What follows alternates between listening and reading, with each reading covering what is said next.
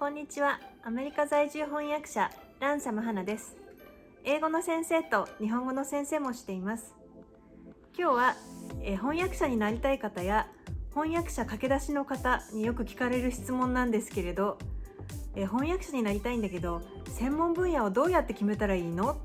という質問に、お答えしたいと思います。技術翻訳とか産業翻訳の分野って、理系の方が多く翻訳者さんをやってらっしゃるんじゃないかっていうふうに思われている方が、多いんじゃないかなと思います。実際にエンジニアだったけど IT 関係の翻訳者になったとか、あとはお医者さんを目指していたけど、今は、医薬翻訳をやっていますっていう方とか、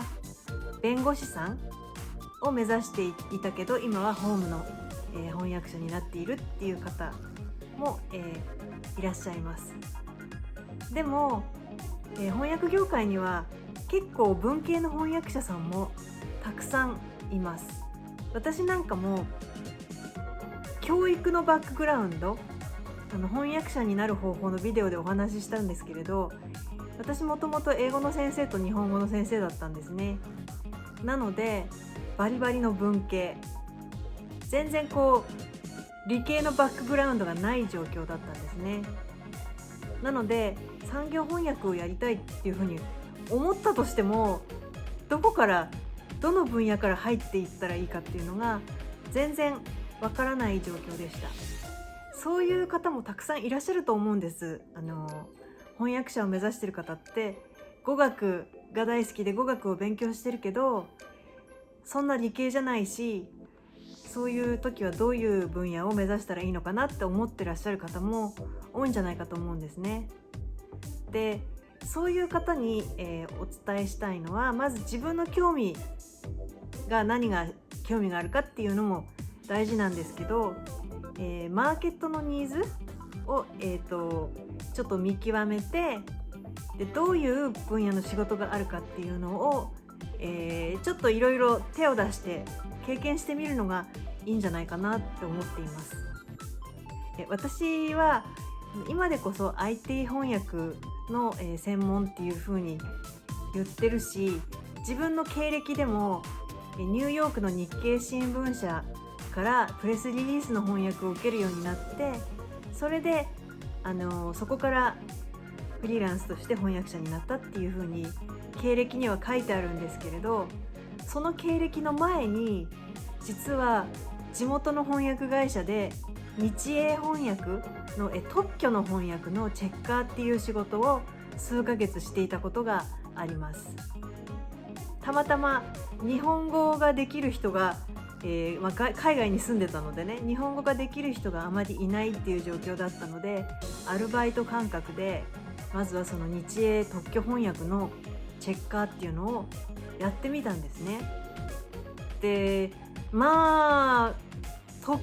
許翻訳ってすごい特殊な文章を書くなっていうのが私の印象でした。で、皆さん特許の文章をご覧になったことがあるかわからないんですけど、発明とかね、出願とかね、いろいろ専門用語も決まってるし、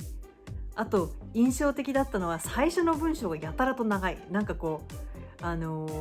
最初始まったら一段落で一文なんだけど、5行か6行ぐらい、文章が続いてて、それで最後の方にポチッとね、丸がついて終わってる。すごいもう蛇のように長い文章を、翻訳してそれをチェックっていうのが特許翻訳の世界だなっていうふうに私は思ったんです。で、翻訳者の中にはそういう長い文章をパズルを解くみたいに楽しいって言って楽しんでやってらっしゃる翻訳者さんもたくさんいらっしゃるし、それはそれで素晴らしいことだと思うんですけれど、特許翻訳っていうのは私やってみて思ったのは、私が目指してるのとはちょっと真逆の世界だったっていうことですね。私日本語の先生とか英語の先生もしてるから、なんていうのかな、はじめましてどうぞよろしくとか、そういう非常に分かりやすい外国語の学習者が聞いても途中で分からなくならないような文章、読みやすい文章っていうのを書くことに情熱を、感じるタイプなんですよ。なので特許みたいに長々とこういっぱい漢字があってパズルを解くみたいに難解な文章っていうのは私がこう情熱を感じられるようなものではないんですね。なので、特許翻訳の世界っていうのをちょっと経験してみて思ったことは、このままやり続けたら、そこそこのレベルはできるようになるんじゃないかと思ったんですけど、でもこれを一生続けて翻訳者になりたいかなって思った時にっていうのが私の正直な感想でした。だから慣れないことはないけど、でもそんなに情熱を覚えるって一生キャリアにしたいっていう感じではない。翻訳者はちょっと自分には向いてないからちょっと別の仕事探そうかななんてその時は思ってたこともあったんですね。でその状態で3ヶ月か4ヶ月働いてた時にたまたまそのニューヨークの日経新聞社で勤めてた日本語教師の仲間だった人が花さんちょっとプレスリリースの翻訳があるんだけどやってみない?って言ってで、家賃ぐらいにはなると思うよって言ってくれたのでじゃあ、友達が声かけてくれたことでもあるしやってみようと思ってやったのがプレスリリースでした。でプレスリリースの翻訳って特許と何が共通点があるかって言ったら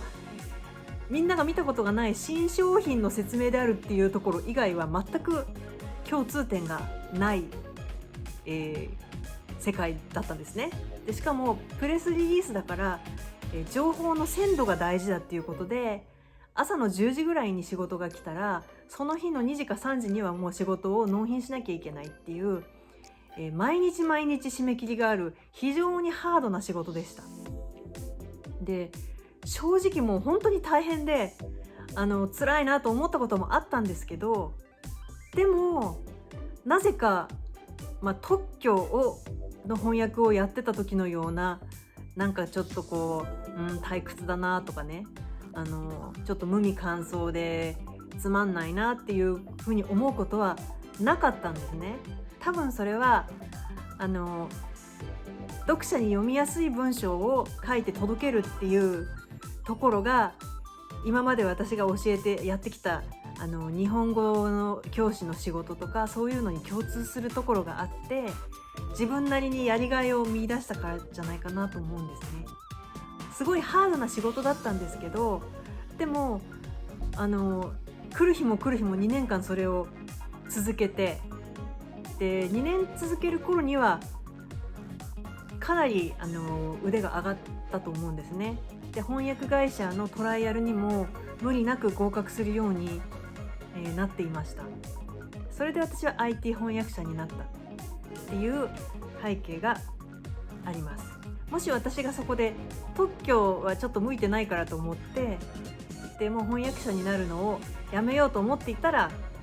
今の私はなかったと思うので本当に分野によってやってることがいろいろと違うのでいろいろと試してみるといいんじゃないかなって思います。そしてもう一つ言いたいのは、一つの分野にあんまりこだわりすぎない方がいいと思います。なぜかというと最近はいろんな分野の境界線が曖昧になってきているのを感じるんですね。で例を挙げると私最近医療機器の翻訳を、受けることが多いんですけれど医療機器の分野って IT を、専門としている翻訳者と医学を専門としている翻訳者両方が働いている分野です。でそうですよねIT の部分と医学の部分と両方が融合してできている分野なので全然おかしなことは全然ないんですね。なのでIT だから全然医学やらないとか医学の専門だから IT にはタッチしないとかそういうことは、なくなってきているという感じがしています。もう一つ例を挙げると私よく e ラーニングの案件を受けることがあるんですけれど、で e ラーニングの案件とかをやってると、受講者向けマニュアル、あと講師向けマニュアルっていうのに加えて、最近はその資料の中に動画の字幕の翻訳なんかも一緒に入ってきたりします。で、動画の字幕翻訳って言ってみれば映像翻訳の分野なんですけれど、だから私は正規のトレーニング受けてなくて、いずれ勉強したいなと思ってる分野ではあるんですけれど、でそういうそんなに勉強したっていう分野ではないけど、パッケージとして一緒についてくることがあるんですよ。そういう字幕の翻訳も一緒にやってくださいって言われたりとか。だからそういうのを考え合わせると、一つの分野にあんまりとらわれないでいろいろやってみた方が融通の利く、業界的にも重宝される翻訳者になるんじゃないかなって思います。そしてもう一つ言いたいのは、私は結局そういう英語の先生とか日本語の先生とかそういうバックグラウンドがあるんですけど、最近はその教育のバックグラウンドがあるからという理由で e ラーニングの案件の依頼が来たりとか、あと学術翻訳の論文の翻訳をしてくれっていう風に依頼が来ることもあります。若い学生さん向けに話することに慣れてるから、ちょっと若い人とか子供向けの絵本みたいなのを翻訳してって言われることもあるし、で私が翻訳のキャリアを始めた当初っていうのは、全然その学校の先生っていうバックグラウンドが生きることになるっていうのは想像したこともありませんでした。でも今はそういう、教育の畑にいたからっていう理由で、そういう教育関連のお仕事の話をいただくこともあります。なので翻訳っていうのは自分のバックグラウンドが全然無駄になることがない、今までやってきたことが仕事の中で活かせるっていう機会がすごく多いので、仮に例えばちょっと特許翻訳を勉強してみたけど向いてなかったとか、映像翻訳を勉強してみたけど向いてなかったみたいな、ことがあったとしても、他の分野で頑張ってるうちにいつかその過去の経験が生きるっていうことが出てくることがあるので、自分の人生経験とかも踏まえて何も無駄になることがない仕事なので、いろいろと貪欲にね挑戦してみたらいいんじゃないかなって思います。少しでも、参考にしていただけたら嬉しいです。チャンネル登録もよろしくお願いします。Thank you for watching. I'll see you next time.